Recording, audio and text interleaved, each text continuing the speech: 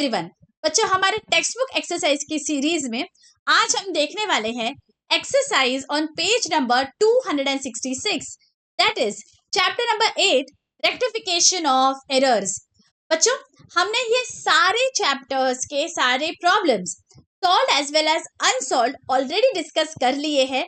All the playlist are available on the home page of the channel. I hope you are going through those lectures.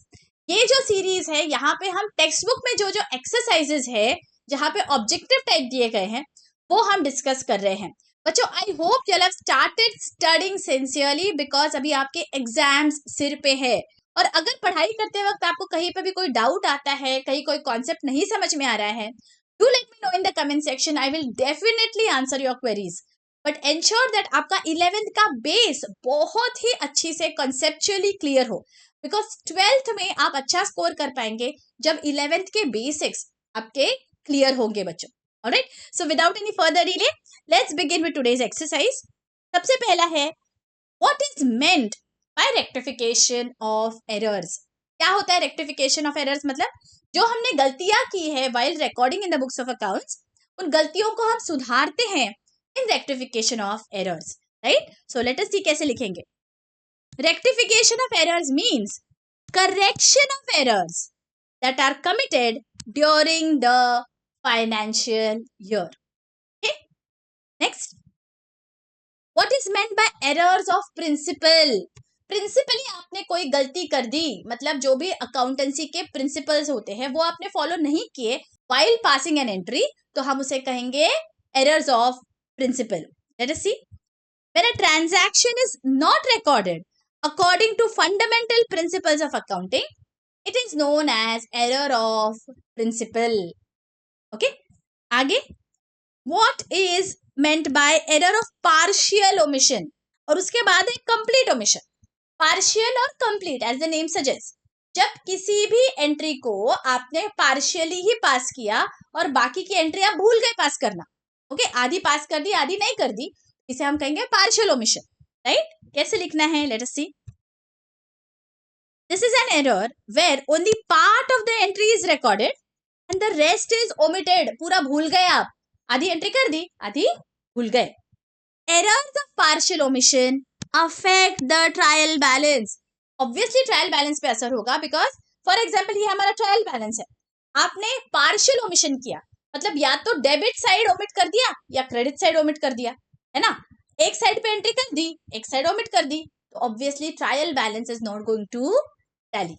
लेकिन complete omission में क्या होगा, आप entirely entry करना भूल गए।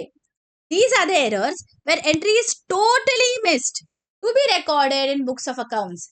ये हमारा ट्रायल बैलेंस था, हमने कंप्लीट ओमिशन कर दिया, मतलब एंट्री पास ही नहीं की, डेबिट भी नहीं क्रेडिट भी नहीं, तो ऑब्वियसली ट्रायल बैलेंस तो टैली होने वाला है ना, बिकॉज यहाँ पे कोई भी इफेक्ट नहीं हुआ है।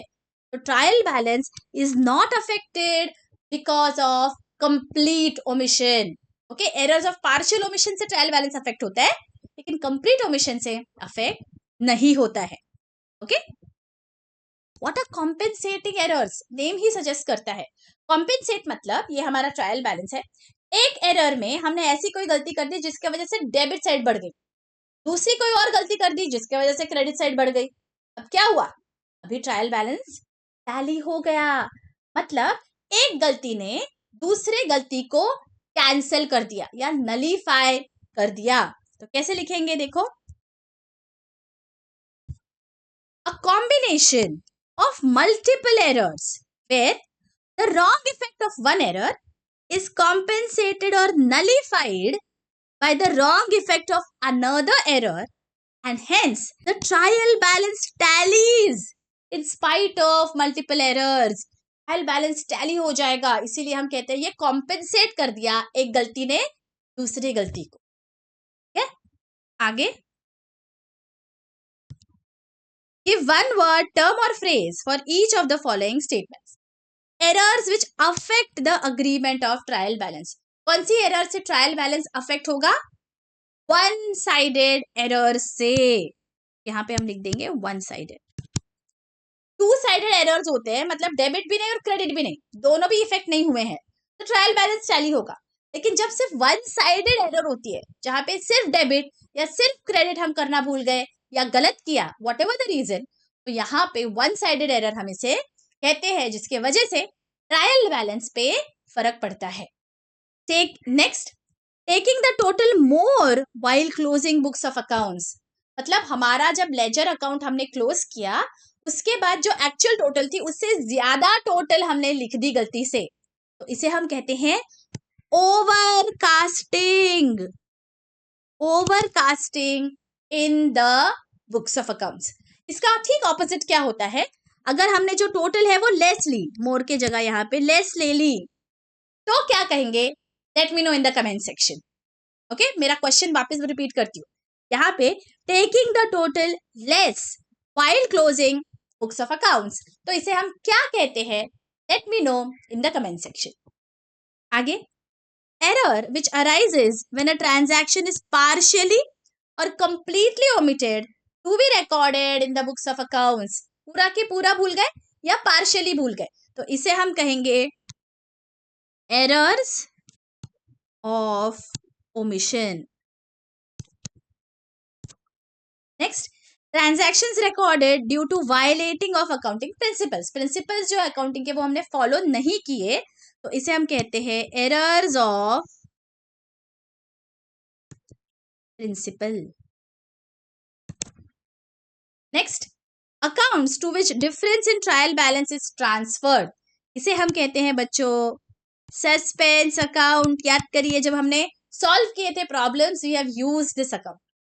Next, error in which effect of one mistake is nullified by another mistake, अभी हमने ऊपर डेफिनेशन में देखा, इसे हम कहते हैं compensating errors। next, error which are not disclosed by the trial balance, trial balance में एरर समझ ही नहीं आती है, तो हम इसे कहते हैं to sided errors.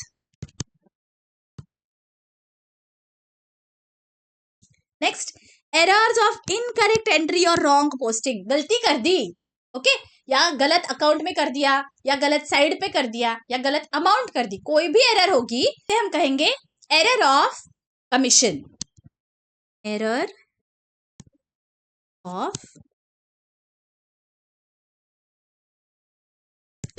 Commission.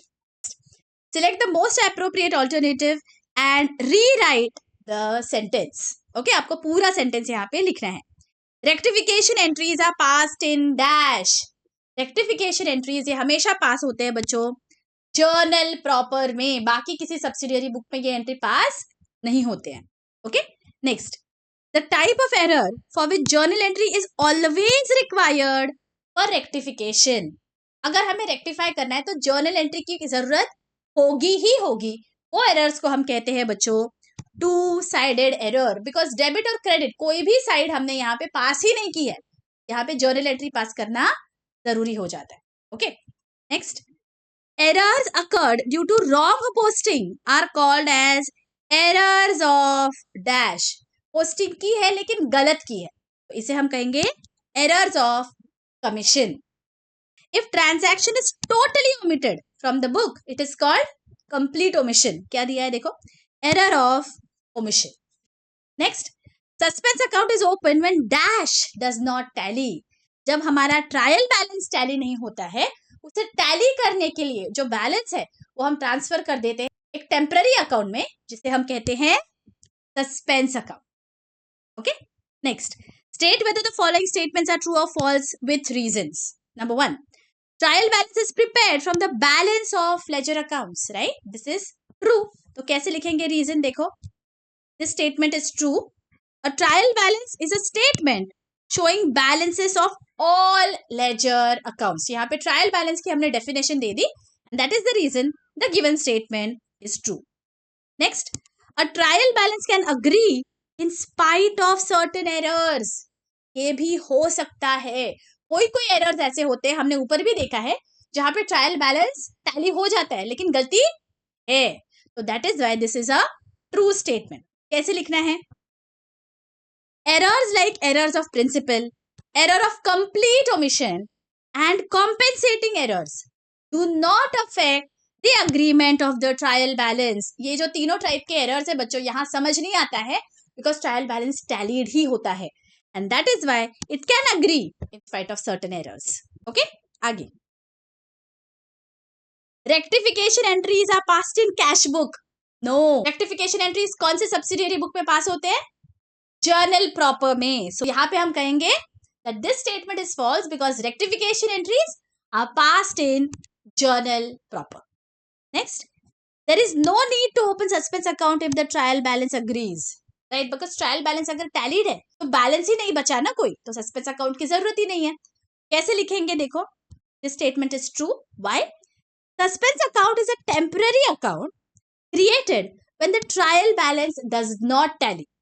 It is created as a temporary measure in order to avoid delay in the preparation of the entire final accounts due to a few errors. कोई errors है उसके वजह से सस्पेंस अकाउंट है, लेकिन बाकी तो सब सही है ना, तो फाइनल अकाउंट का जो प्रिपरेशन का प्रोसेस है वो डिले नहीं होना चाहिए. In the meantime we are going to locate the errors and correct them. ठीक है, तो इसीलिए जो बैलेंस है वो हम ट्रांसफर करते हैं सस्पेंस अकाउंट में. लेकिन अगर ट्रायल बैलेंस टैलीड है तो बैलेंस तो होगा ही नहीं, इसीलिए सस्पेंस अकाउंट की जरूरत नहीं होती है. Hence when the trial balance agrees there is no need to open a suspense account. Okay, next, all the errors can be rectified only through suspense account. अभी हमने देखा सस्पेंस अकाउंट हर बार बनाएंगे हम, ऐसा कोई कंपलसरी नहीं होता है. तो बहुत सारे एरर्स ऐसे होते हैं जहां विदाउट सस्पेंस अकाउंट हम वो एरर्स को रेक्टिफाई करते हैं बच्चों. कैसे लिखेंगे देखो, this statement is false. Only one sided errors are rectified through suspense account and two sided errors are rectified through rectification entry. Because two sided errors में डेबिट में भी कुछ है और क्रेडिट में भी कुछ है. राइट, तो पूरी की पूरी जर्नल एंट्री हम यहाँ पास कर सकते हैं.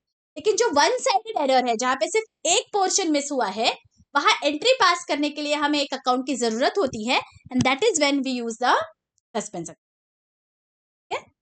नेक्स्ट, डू यू अग्री और disagree with the following statements? The unintentional omission और commission of amounts and accounts while recording the transaction is known as an error. Right, ये ट्रू है, तो यहाँ पे हम लिखेंगे we agree with this statement. आपको A नहीं लिखना है, आपको पूरा agree लिखना है, और ट्रू नहीं लिखना है. यहाँ पे agree disagree पूछा है तो आपको agree ही लिखना है बच्चों. ठीक है, next, errors committed due to wrong recording, wrong posting, wrong totaling, wrong balancing are known as arithmetical errors. नहीं, इसे हम कहते हैं errors of commission. So this is, we disagree with the statement. Next, when one or more debit errors happen to equal one or more credit errors, it is said to be a compensating error. यही तो definition है ना compensating error का. So this is a true statement. यहाँ हम लिख देंगे agreed. Next, the agreement of trial balance is not affected when a transaction is not recorded at all. मतलब complete omission है ये original books. Right, because complete omission है तो debit side भी नहीं है और क्रेडिट साइड भी नहीं है. Trial balance is obviously going to tally, so agreement is not affected. इसका मतलब आपका ट्रायल बैलेंस टैली होता है. Right, so this is true, तो यहां हम लिख देंगे agree. Next, when a transaction is not recorded according to principles of accounting, it is known as compensating error. No, it is known as errors of principle, so we disagree statement. Next, complete the following sentence. Dash is assured only when there are no errors in the books of accounts. यहाँ पे हम लिखेंगे accuracy. Next, transactions recorded in contravention of the accounting principles are known as errors of principle.